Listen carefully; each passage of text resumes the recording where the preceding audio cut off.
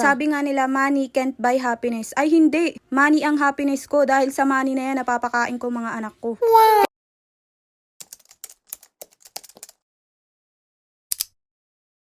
Alam nyo ba na ang Gentry at Dasma ay ginagawa ko lang Victoria at Kadiwa ang pagitan? 'Di ba? Sobrang lakas ng amats mo te. Sabi nga nung isa kong client, alam mo nagtitrip ka lang, nasa Dasma halos lahat ng client mo. 'Di ba? Ito ang trip. Kung mapapansin nyo nga halos nasa Dasma nga talaga ako madalas kasi andyan nga talaga yung mga regular client ko at dyan nga ako mas nakilala. Kaya yung mga client ko dyan sa Dasma at mga magiging client ko pa, huwag kayo magdalawang isip magpa-service sa akin kasi sinasaglit ko lang talaga ang biyahe dyan. Huwag nyo sabihin, hala ang layo mo na, ay te, kahit san panlupalok yan pupuntahan ko kayo. Huwag kayo mag-isip na, hala wala akong kasabay, paano ako magpapaservice. Diyos ko day, ang mga regular client ko pinupuntahan ko ngayon kahit pa isa-isa sila. Wala sa akin yung biyahe ng 40 minutes. Kahit saan pa yan pupunta ako basta may bayad. Sa totoo lang yung singil ko nga sa Dasma at saka nung lumipat ako dito ay ganun pa rin talaga. Sabi nga nila, money can't buy happiness. Ay hindi, money ang happiness ko dahil sa money na yan napapakain ko mga anak ko. Wow! Kaya naman hindi ako mapapagod magpabalik-balik dyan sa Dasma kahit araw-araw pa dahil nandyan talaga ang pera ko. At dahil sa Dasma, nabuo sila ninya. Pero hindi ko talaga rin ugaling managa ng serbisyo. Naad lang ng 50 pesos para sa transport. Masyado na naman ako madaming sinasabi. Magsiservice lang naman ulit ako sa Dasma. Kaya naman kahit araw-araw pa akong pumunta ng Dasma ay hindi naman talaga ako mananawa. Mapapagod oo pero ipapahinga ko lang yan. Pero babalik-balik pa rin talaga ako ng Dasmariñas. Tuwing nagsiservice nga ako ng Dasma ay hindi naman talaga lahat na bibidyohan ko. On and off cam ay madalas nga talaga ako sa Dasma. Hindi ko na lang talaga nabablog lahat. Ngayong araw nga pala ay half day ang appointment ko sa Dasma. At ang unang client ko nga ay taga rito sa Dexterville.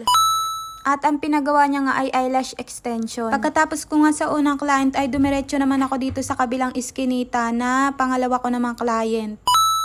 Ang pinagawa niya naman ay eyelash and nails.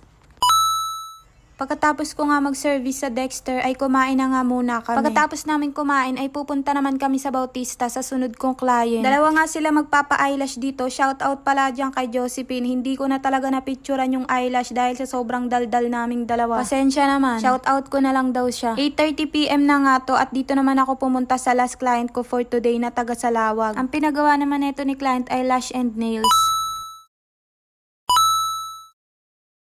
Bago naman kami umuwi ay bumili na nga muna kami itong isa sa paborito naming shake. Mango Royal, baka naman, chares. 11 PM na nga to at babiyahe na nga rin kami pa uwi. Yan lamang for today. Thank you Lord.